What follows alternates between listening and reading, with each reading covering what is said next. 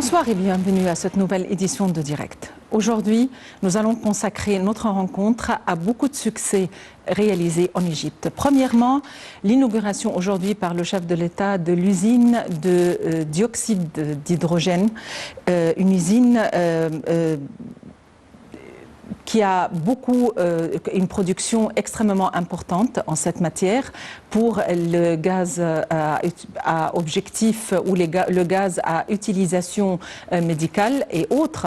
Et donc, nous aurons quelques chiffres à donner tout à l'heure et aussi la conférence sur l'excellence du secteur gouvernemental et administratif suite à un jumelage, si on peut le dire, ou un accord mutuel entre l'Égypte et les Émirats arabes unis. Ceci suite à un effort fourni tout au long d'une année sur la voie du redressement administratif en Égypte. Donc, tout d'abord, passons en revue ce qui s'est passé aujourd'hui concernant l'inauguration de cette usine. Le président Abdel Fattah el-Sisi a inauguré ce matin une usine de fabrication de gaz médicaux et industriels et une usine de dioxyde d'hydrogène à Abu Rawash dans le gouvernorat de Giza. Ces usines appartiennent à l'une des plus importantes entreprises du secteur public pour la production des produits chimiques. Nous allons en savoir plus aujourd'hui en consacrant notre rencontre à la production égyptienne en matière de gaz naturel, de gaz industriel, de gaz médical, en matière de découverte géologique aussi susceptible d'engendrer davantage de gaz naturel. Et donc, finalement, vers la fin de notre rencontre à cette conférence sur l'excellence du secteur gouvernemental et administratif en Égypte. Mais tout d'abord, voyons ce compte rendu concernant l'inauguration de l'usine.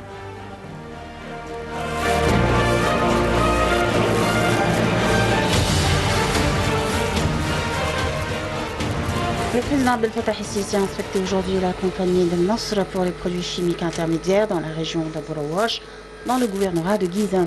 El-Sisi a prêté audition à une explication détaillée sur les activités de la compagnie, établie sur une superficie de 250 fedans, groupant 17 usines pour la production du chlore, de la soude caustique, des pesticides, des engrais agricoles, ainsi que des usines de gaz médicaux et industriels, et une autre pour la production des réservoirs et des pipelines en fibre de verre. Le président était accompagné du Premier ministre Moustapha Madbouli, du ministre de la Défense et de la Production militaire Mohamed Zaki, du président du Parlement Ali Abdelal, ainsi que plusieurs ministres et hommes d'État. Le chef de l'État a également inauguré deux autres usines affiliées à la compagnie Nasr pour les produits chimiques intermédiaires à Abu Rawash et au gouvernorat de Giza. À la suite de l'inauguration de l'usine de fabrication de gaz médicaux et industriels et de l'usine d'oxyde d'hydrogène. Le président Abdel Fattah el-Sisi a indiqué que les forces armées accomplissent de grands projets en coopération avec le secteur privé. Lors de son inauguration des deux nouvelles usines à Abu Rawash, le président el-Sisi a affirmé que ces usines ont créé des milliers d'opportunités de travail aux jeunes. Concernant le fait de soumettre le dossier du secteur d'affaires à la bourse, le président el-Sisi a souligné la nécessité de la participation du secteur privé dans la construction de ces compagnies. Le chef de l'État a d'autre part appelé les Égyptiens à ne pas prêter les oreilles aux rumeurs, mettant l'accent sur le rôle des masses-médias. Le président el-Sisi a par ailleurs affirmé que le procureur général était le gardien du peuple égyptien en faveur de l'État et non du régime.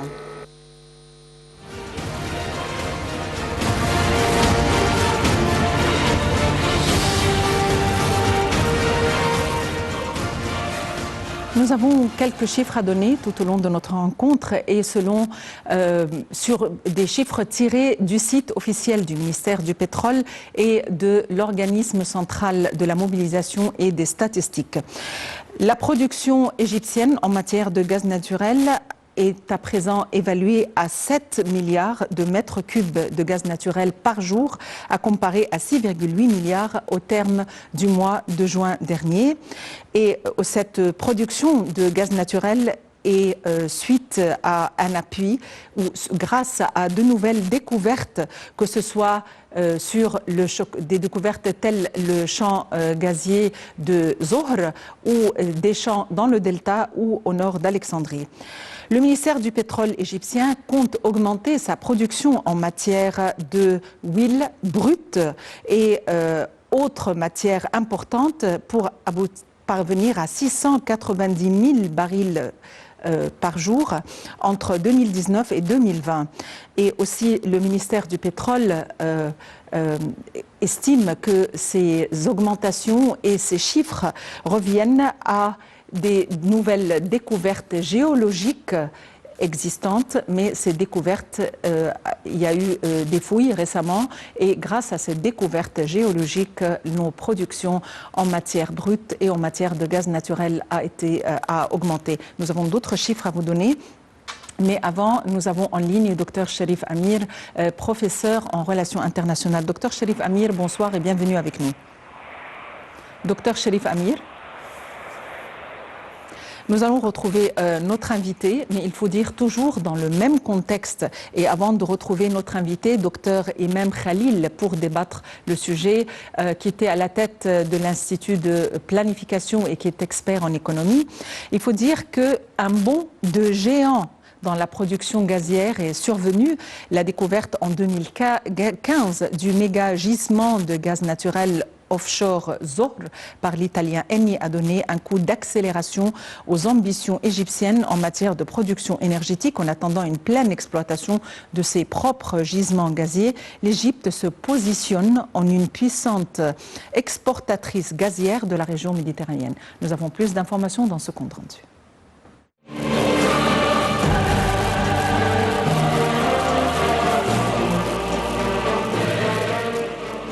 L'Égypte, qui a connu une hausse de 110% de ses réserves gazières en une décennie, se positionne comme une plaque tournante du commerce de gaz de la région méditerranéenne. En attendant d'assurer son approvisionnement en gaz naturel, grâce à ces gisements, dont les volumes de production sont appelés à croître, le pays va importer du gaz en provenance d'Israël. Depuis un an, l'Égypte est autosuffisante en gaz grâce à la hausse progressive de sa production gazière, soutenue par les chiffres de l'exploitation des réserves de Zohr. Mais par les importations, le pays tente de développer une industrie locale du gaz à réexporter vers les marchés demandeurs de la région. Les volumes importés vont s'ajouter à la production égyptienne de gaz naturel qui a augmenté à 6,6 milliards de pieds cubes par jour, dans le sillage de la hausse de la production au niveau de son champ gazier de Zohr, a annoncé en septembre 2018 le ministre du pétrole et des ressources minérales. Après une série de découvertes majeures au cours de ces dernières années, dont Zohr, qui contient environ 30 trillions de mètres cubes de gaz, l'Égypte veut se positionner comme une plaque tournante régionale pour le commerce du gaz naturel liquéfié. Qualifié de champ de gaz supergéant, Zohr se situe en Méditerranée, dans les eaux territoriales égyptiennes. Le pays a en parallèle accéléré sa stratégie pour couvrir sa demande interne. Selon les chiffres officiels du ministère du Pétrole, la demande du marché local pour tous les produits combustibles connaît une hausse de 8% à 10% chaque année. Pour répondre à la demande, l'Égypte a commencé en avril 2015 l'acheminement du gaz au niveau local, fournissant au réseau national 850 millions de mètres cubes sur la période. Le gouvernement égyptien a également décidé en 2017 d'investir 26 milliards de dollars dans le gaz et le raffinage de pétrole. Un investissement axé sur le développement de 12 projets gaziers et pétroliers avec l'objectif d'atteindre l'autosuffisance en gaz dès 2020.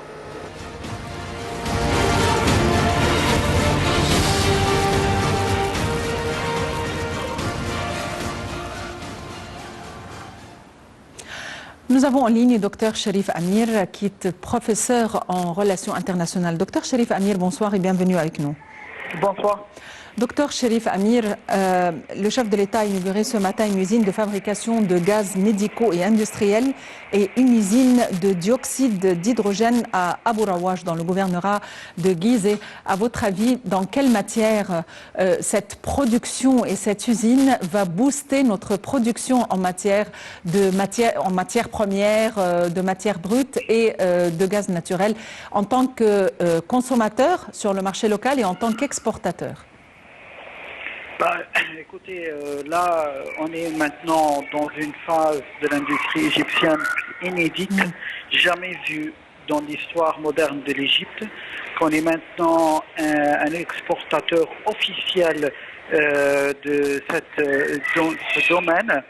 Il est clair que l'Égypte maintenant est c'est un consommateur important, mais un producteur très important, non seulement au Moyen-Orient, mais sur le niveau international.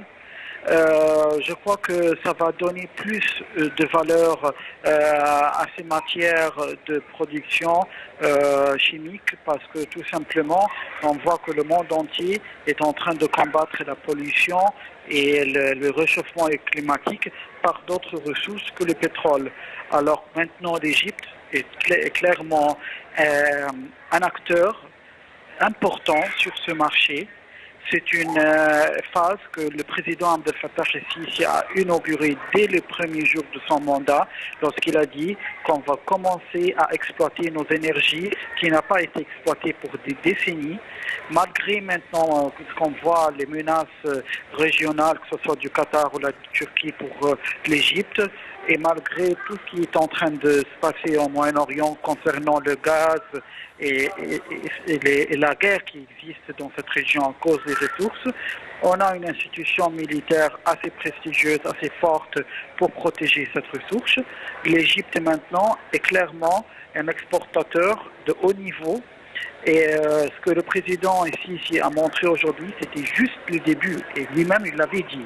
C'est juste le début. C'est-à-dire qu'il y aura d'autres inaugurations. Et les autres inaugurations, maintenant, ça sera une vague de pousser l'économie égyptienne en avant. Et c'était prévu en 2020 que l'Égypte va se trouver sur un nouveau niveau économique important. Alors, je crois que maintenant, avec le contexte régional, c'était le temps de transmettre ce message au monde entier. Le président lui-même, il a dit que lui-même, il sera présent dans chaque inauguration, parce que ce n'est pas uniquement quelque chose de médiatique ou économique. Non, c'est une question de puissance régionale, question de puissance économique, puissance de géopolitique aussi. Il y a des chiffres qui indiquent que notre production en matière de gaz naturel, que ce soit grâce aux champs gaziers Zohr ou des champs dans le delta ou des champs au nord d'Alexandrie, ont fait que nos productions en matière de gaz naturel ont augmenté. Et il faut dire que selon le site officiel du ministère du pétrole, Dr Cherif Amir, le taux de production en pétrole, en matière de pétrole et de gaz naturel a atteint 6,8 millions de tonnes durant le mois de mai dernier, qu'il y a eu une augmentation dans la capacité de production du champ gazier Zohr de 2,8 milliards de mètres cubes par jour et la totalité de la production actuelle en matière de gaz naturel est de 6,8 milliards de mètres cubes par jour. Et nous venons d'apprendre que l'entreprise pétrolière italienne Eni, en coopération avec d'autres entreprises, ont découvert justement dans le golfe de Suez d'autres puits de pétrole à Abu Roudais. À votre avis, à quoi pourrait-on espérer en matière de production de gaz naturel et des éléments qui en émanent de ce gaz naturel? C'est une excellente question parce qu'on est maintenant dans le contexte géopolitique de cette zone de la Méditerranée et aussi dans le golfe du Suez. Il y a maintenant beaucoup de débats sur la répartition de cette ressource. L'Égypte on a fait une action extrêmement intelligente il y a quelques années. On a commencé à dessiner nos frontières maritimes avec les pays concernés parce qu'on savait très bien que selon les recherches et selon la collaboration avec la compagnie Eni, qu'il y a une masse de production qui était prête à être exploitée là-bas. Et alors, on a commencé tout de suite à dessiner nos frontières maritimes. L'Égypte a une partie énorme dans cette région de la Méditerranée, que ce soit le champ de Zohr ou aussi au golfe de Suez. C'est très clair que maintenant, avec le baril du pétrole et la mutation de ces prix, avec tous les contextes dans le Golfe, il y a maintenant un autre contexte, c'est que l'Égypte va prendre le dessus avec une autre source d'énergie qui appartient à l'Égypte maintenant. Et l'Égypte a maintenant inauguré ses industries pour montrer au monde qu'on a aussi une autosuffisance. C'est-à-dire, c'est vrai qu'on va travailler avec Eni et d'autres pays amis et pays frères du Golfe et avec l'Union européenne, avec la Russie, avec leurs compagnies dans ce domaine. Mais il faut savoir aussi que l'Égypte a sa souveraineté industrielle, son intégrité économique et qu'on va travailler sur ce domaine parallèlement avec l'exploitation. Donc on va maîtriser comme ça non seulement l'exportation, mais aussi la consommation au sein de l'Égypte. Comme ça, on ne sera jamais au mépris des prix du pétrole ou des prix du gaz dans le monde. C'est-à-dire on détiendra les deux courants. Bien sûr, c'est une concurrence très difficile. Oui. Docteur Cherif Amir, vous êtes professeur en relations internationales. Je vous remercie infiniment pour votre intervention. Donc, parmi toujours les bonnes nouvelles, il faut dire que l'entreprise italienne Eni a annoncé une nouvelle découverte de pétrole dans le golfe de Suez.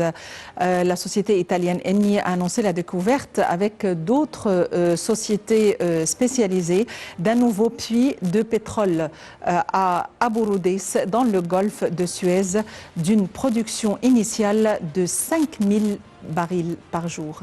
Avant de retrouver notre invité, nous allons passer en revue ce commentaire. Avant de retrouver notre invité, docteur Imam Khalil, qui était à la tête de l'Institut de planification et qui est expert en économie. À tout de suite.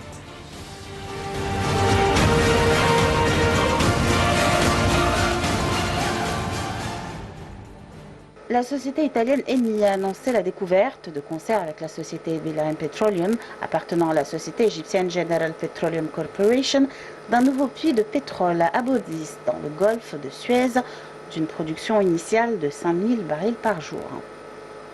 Eni a déclaré dans un communiqué que le puits sera opérationnel dans les prochains jours, soulignant que les réserves totales estimées pour la découverte du sud de la région d'Abu Roudis sont d'environ 200 millions de barils de pétrole.